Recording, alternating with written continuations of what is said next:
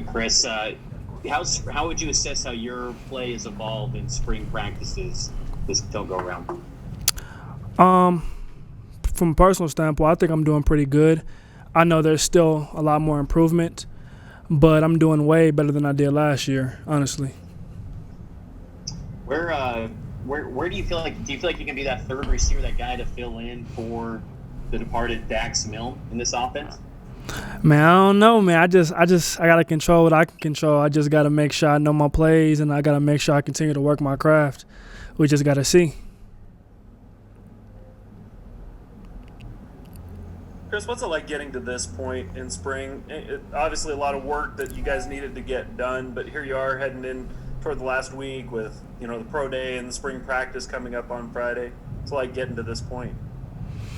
Man, we really just been working and just making sure we know our assignments. That's the most important thing, is being reliable. They don't really care how good you are. If you're not reliable, they're not going to play you. So we're really just trying to make sure as a receiver corps that we know what we're doing on the field and everything going to fall in place. What do you feel like you take from your experience last year to build on going into this year? Because, you want your opportunities, obviously. So what do you have to build on to get to that point where you get those? Just being reliable. That's all it really is. That leads over into the real world as well. If you're not reliable, you can't do business with people. So that's really the main thing, just being reliable so the coaches can trust you. All right, Jake and then Jay. Chris, obviously you're a guy who came in last year, really learned the ropes, but now that a guy like Dax Milne exit, do you see it as an opportunity for you to move up the depth chart, and have you used the spring to do that? Yeah, I do see it as an opportunity to move up, and I have been working pretty hard. I know I still need a lot more to improve on.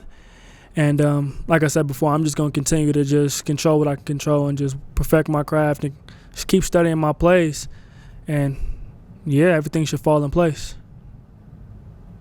How was obviously that season last year with COVID, you guys had that kind of hanging over your head, and I know it still is a thing you guys deal with on a day-to-day basis now, but how different is life right now versus what it may have been during the season last fall? Well, I think the cases have dropped, so it's been a little better. Like, I have more time to actually learn the playbook. Last year I didn't get a chance to do spring ball. This year I do, so I have more time to just learn the system and learn how the coaches want me to do things.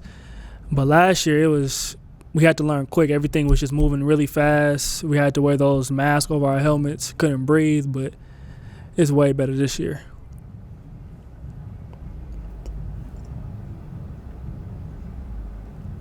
Is it me? Yep. Chris, with Zach and Dax and Brady moving on, and Tristan Hodge and others, who are the leaders on offense this year? Who do you consider the guys that are in leadership roles? I would consider Neil. Neil's a leader. Jaren's a leader. Most of our quarterbacks are leaders. Romney, he's a leader. Gunnar Romney, he's a leader. I consider myself a leader. I just got to make sure I'm doing the right thing as well. And, yeah, that's really it.